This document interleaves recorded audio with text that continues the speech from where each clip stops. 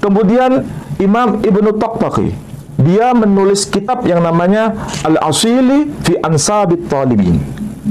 Juga tidak menyebutkan nama tokoh Ubaidillah maupun Abdullah. Kemudian Ibnu Ambah, dia menulis kitab Umdatut Talib, juga tidak menyebutkan nama tokoh yang bernama Ubaidillah maupun Abdullah. Kemudian kitab yang ditulis pada abad ke-10 Hijri, yakni kitabnya yang berjudul Bahrul Ansab, tulisan dari Amiduddin An-Najafi, juga tidak menulis tokoh yang bernama Ubaidillah maupun Abdullah. Inilah yang dipertanyakan dalam konteks kajian manuskrip sebetulnya. Kalau seandainya ada penyebutan tokoh yang bernama Ubaidillah maupun Abdullah dalam salah satu kitab yang hadir di masa awal, ini kan abad ke-5, ke-6, ke-7, ke-8, ke-9, ke-10, kalau seandainya ada, itu selesai kasusnya.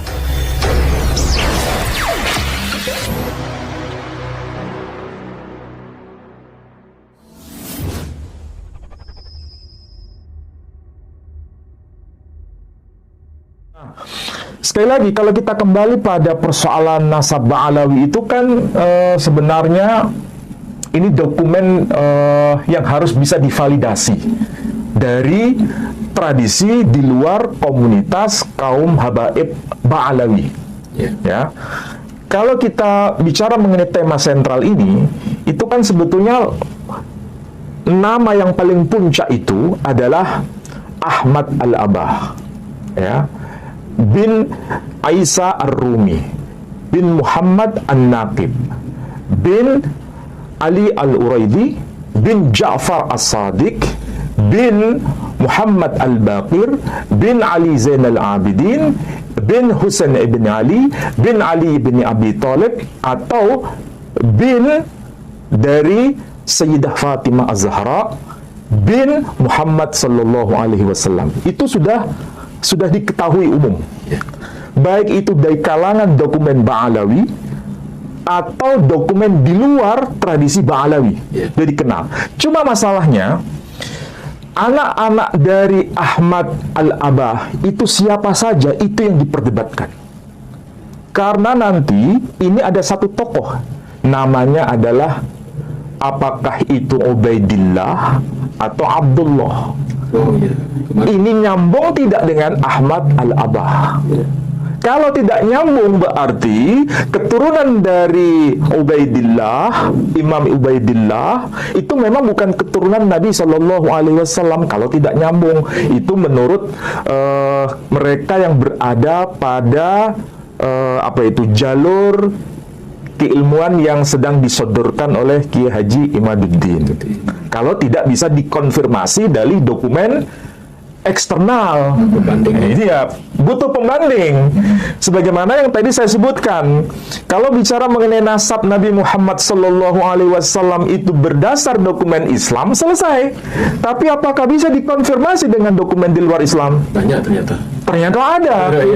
Nah, kasus yang sama, apakah bisa dibuktikan bahwa Ubaidillah itu nasabnya nyambung kepada Ahmad Al-Abah? Kalau tidak bisa menghadirkan dokumen pembanding, itu yang sedang dipersoalkan. Nah, dari situlah sebenarnya ada cara atau strategi untuk mencari dokumen-dokumen itu. Saya mencoba membandingkan, Pak Edi. Kalau kita melihat dari tokoh yang bernama siapa itu Ubaidillah, ya, Ubaidillah atau Abdullah, itu masih diperdebatkan apakah ini orang yang sama atau orang yang beda, ya. Tapi yang jelas kalau kita melihat dokumen-dokumen yang awal, ya, dokumen awal dari para ulama, kita bisa misalnya melihat dokumen yang ditulis oleh Ibnu Tobatobah, yang beliau menulis kitab, namanya itu judulnya adalah Muntakilah Muntakilah At-Talibiyah. Itu beliau, kalau tidak keliru, wafat tahun 478 Hijri, alias abad ke-5, ya. itu tidak menyebutkan nama Abdullah, juga tidak menyebutkan nama Ubaidillah. Kemudian tulisan dari Al-Ubaidili, itu beliau menulis kitab namanya Tahdzibul Ansab. Itu abad kelima juga tidak menyebutkan tokoh yang bernama Ubaidillah ataupun Abdullah. Ada kitab lagi yang ditulis pada abad ke-5 Hijri ya. Penulisnya adalah Al-Umari. Kitabnya berjudul Al-Majdi fil Ansab. Itu juga tidak menyebutkan tokoh yang bernama Ubaidillah ataupun Abdullah. Kemudian satu kitab lagi, karangan dari Al-Marwazi. Beliau wafat tahun 616 Hijri, berarti abad ke-7. Judul kitabnya Al-Fahri. Juga tidak menyebutkan nama Abdullah ataupun Ubaidillah. Kemudian Fakhrur Razi, atau yang disapa dengan nama Ar-Razi, Imam Ar-Razi.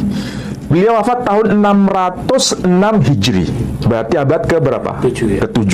Beliau menulis kitab yang namanya Asy-Syajarah Al-Mubarakah. Juga tidak menyebut nama Ubaidillah ataupun Abdullah. Kemudian Imam Ibnu Taqtaqi, dia menulis kitab yang namanya Al-Asili fi Ansabit Talibin. Juga tidak menyebutkan nama tokoh Ubaidillah maupun Abdullah. Kemudian Ibnu Ambah, dia menulis kitab Umdatut Talib. Juga tidak menyebutkan nama tokoh yang bernama Ubaidillah maupun Abdullah. Kemudian kitab yang ditulis pada abad ke-10 Hijri, yakni kitabnya yang berjudul Bahrul Ansab, tulisan dari Amiduddin An-Najafi, juga tidak menulis tokoh yang bernama Ubaidillah maupun Abdullah. Inilah yang dipertanyakan dalam konteks kajian manuskrip sebetulnya. Kalau seandainya ada penyebutan tokoh yang bernama Ubaidillah maupun Abdullah dalam salah satu kitab yang hadir di masa awal, ini kan abad ke-5, ke-6, ke-7, ke-8, ke-9, ke-10, kalau seandainya ada, itu selesai kasusnya. Tapi karena tidak ditemukan, itulah yang kemudian menjadi viral. Ini sebetulnya siapa orang yang bernama Ubaidillah atau Abdullah ini? Apakah memang itu anak kandung dari Ahmad Al-Abah atau bukan? Ini sudah dibahas oleh para netizen yang menyaksikan itu di antara dua kubu yang saling berseberangan ini. Ini memang ada hubungan nasab dengan Ahmad Al-Abah atau tidak? Tapi saya mencoba untuk mencari kesepadanan dengan kasus yang ada di tradisi Yahudi. Tapi bukan bicara mengenai tokoh, nama tokoh, tapi nama tempat. Nama tempat. Ya. Tapi sebelum saya bahas ini secara lebih konkret, saya berikan informasi bahwa memang ada penegasan, tapi itu merupakan sebuah interpretasi. Jadi bukan sebuah fakta teks, tapi sebuah interpretasi yang ditulis oleh Al-Habib Ali bin Abu Bakar As-Sakran ketika dia menuliskan nama bahwa yang dimaksud Abdullah itu adalah Ubaidillah. Itu beliau pada abad ke-10. Ada salah satunya ya. Berarti kita bisa mendeteksi beliau wafat itu tahun 895 Hijri dalam kitabnya yang bernama Al-Burqah, kitabnya. Ini abad ke-10. Jadi minimal munculnya nama Abdullah atau Ubaidillah itu pada abad ke-10 ini. Lalu abad ke-9, abad ke-8, abad ke-7, abad ke-6, abad ke-5, mana datanya? Tidak ada. Nah, itulah yang ditanyakan oleh mereka yang satu haluan dengan pemikiran Kiai Haji Imaduddin. Nah, saya yakin kalau ini bisa ditemukan, itu akan membuat data ini semakin luar biasa. Ini kan semangat akademik sebenarnya. Tidak perlu untuk saling mencerca, saling menghina, tidak perlu. Ini karena kajian manuskrip. Perlu dihadirkan data itu. Masing-masing membawa data ya. Iya. Komparasikan gitu. Hal seperti ini penting. Karena apa? Ini kasusnya mirip seperti klaim umat Islam sendiri. Dengan kasus apa? Sumur Zam-Zam. Oh. Nah, kalau kita bicara mengenai Al-Quranul Karim ya, Al-Quranul Karim, itu ada satu ayat yang berbunyi dalam surah Al-Baqarah. Surah Al-Baqarah.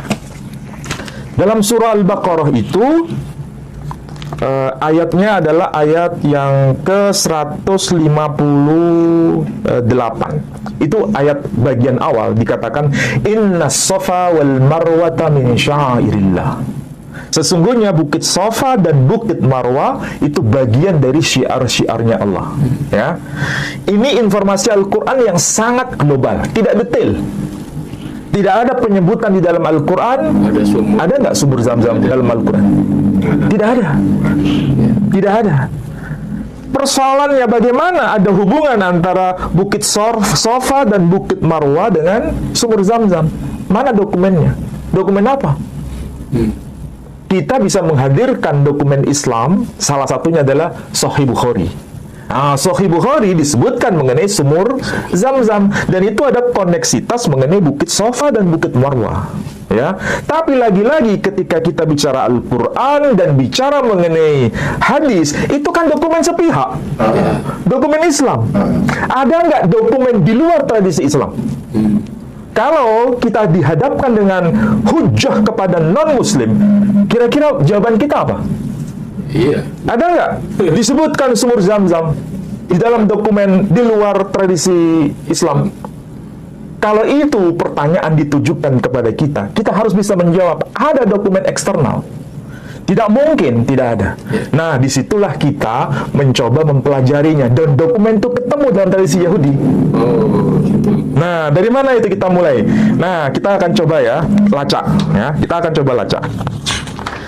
Kalau kita ini merujuk salah satu rabi besar, ini namanya Rabi Sa'adiyah Gaon. Ya, Rabi Sa'adiyah Gaon. Beliau itu lahir tahun 882 Masehi, meninggal tahun 942 Masehi. Berarti beliau hidup pada abad ke-9 hingga abad ke-10 Masehi. Nah, kasus yang mirip yang sekarang jadi ramai itu mengenai nama apa itu? Ubaidillah dan Abdullah. Nah, coba lihat di sini. Kita bisa lihat dari kitab Ar-Raudul Jali fi nasab Bani Alawi. Ini tulisan dari Al-Imam Sayyid Muhammad Murtada Az-Zabidi. Beliau wafat tahun 1205 Hijri. Berarti ini abad ke-13. Tapi apa yang dikatakan oleh Az-Zabidi? Dia mengatakan satu kata yang penting untuk kita cermati. Di sini dikatakan apa? Nama yang muncul itu dikatakan wa amma waladuhu Abdullah wakila Ubaidillah. Oh, disebutkan Ubaidillah. Namanya adalah Abdullah, ya. Wakila itu konon katanya. Jadi tidak pasti. Tidak pasti itu ya berarti bisa iya, bisa enggak. Kila, katanya kalau bahasa anak Surabaya, katanya itu namanya Ubaidillah. Wakila Ubaidillah. Kasus seperti ini bisa jadi kita harus mencari apakah betul sebenarnya namanya itu Abdullah atau Ubaidillah. Tidak mungkin dua-duanya benar, atau salah satunya pasti ada yang benar.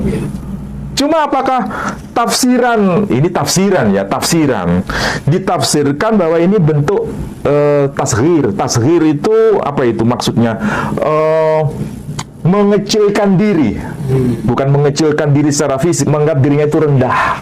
Maka nama Abdullah itu kan nama yang agung, maka diganti menjadi Ubaidillah. Ini kan tafsiran. Kalau tafsiran ya sah-sah saja, tapi apakah betul sebetulnya ini merupakan bentuk tasghir atau apa? Artinya sama tuh nggak Abdullah sama Ubaidillah? Ya kalau dari sisi makna harfiah ya tidak jauh beda. Sama ya. Cuma di sini perbedaannya apa? Huruf, ada huruf ya Ubaidillah. Ubaidillah, yang satu Abdullah tanpa huruf ya. Sama kayak kasus tadi ya. Kasusnya sama seperti zamum, zamzam, zamzam. Cuma masalahnya mengenai zamum, zamzam, kemudian zamzam itu bisa dilacak bahwa itu ada kaitannya dengan Ismail karena semuanya disebutkan apa? Hai Ismailim, hai Ismailim, hai Ismailim, iya kan? Berarti nggak mungkin ke tempat lokasi lain, nggak mungkin. Ini sebagai apa? Sebagai teks kunci. Kalau disebut hai Ismailim, kalau kaitan dengan zamzam masuk akal. Tapi kalau hai Ismailim kemudian pelaksanaan haji, hogim, kemudian ke zamum itu di mana? Nggak jelas, ya kan?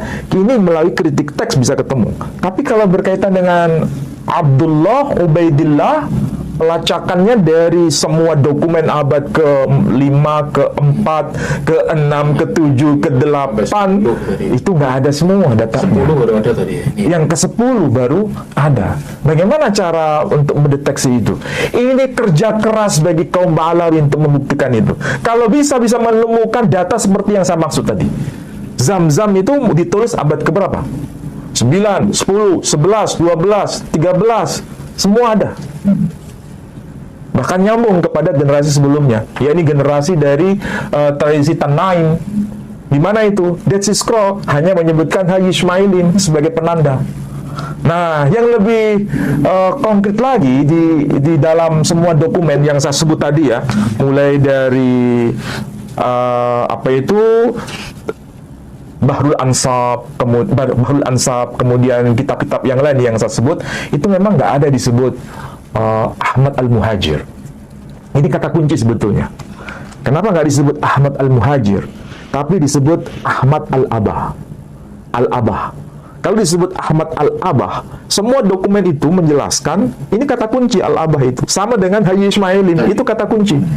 Semuanya itu merujuk pada gelar satu tokoh dari Ahmad Al-Abah yang menunjukkan bahwa dia itu berpindah-pindah menuju ke arah timur. Nggak ada penyebutan Al-Muhajir di situ. Nggak ada. Satu pun nggak ada dokumen. Penyebutan Al-Muhajir, Ahmad Al-Muhajir, itu baru nampak, baru muncul dalam dokumen yang paling awal itu adalah dari tulisan Habib Ali Asy-Syaqra. Itu abad keberapa? Abad ke-9 Hijri. Bahkan di sini disebutkan Ahmad Al-Muhajir. Abad keberapa ini? Abad ke-12. Abad ke-5 ada nggak istilah Al-Muhajir? Tidak ada. Abad ke-6 ada nggak istilah Al-Muhajir? Tidak ada. Karena istilah Al-Muhajir itu identik dengan Hadramaut.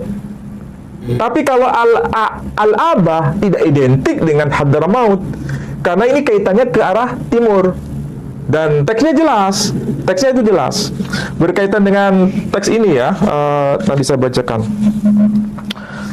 Misalnya dikatakan, nah ini, qala Syekh Asy-Syaraf Al-Ubaidili hajara Asy-Syarif Ahmad ibn Isa An-Nakib min Al-Madinah ila Al-Basrah.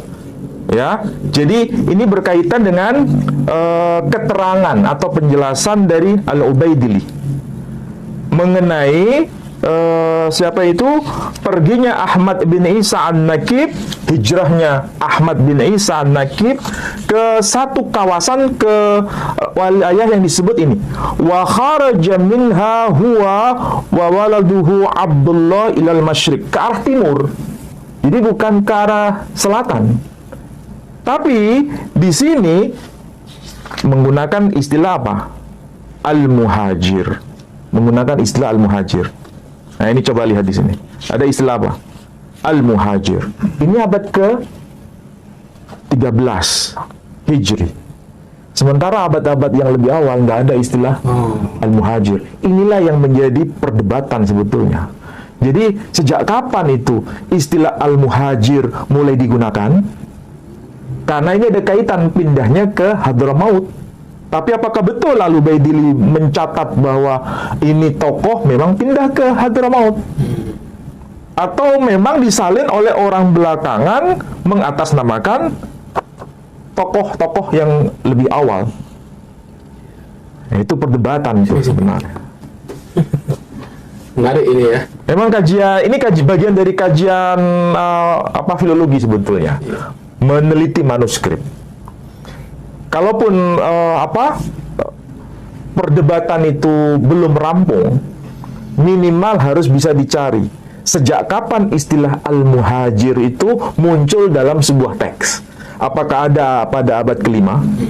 Apakah ada pada abad ke-6, ke-7, ke-8? Berapa abad ini? 4 abad. Abad ke-9 itu baru eksis istilah al-muhajir dipakai.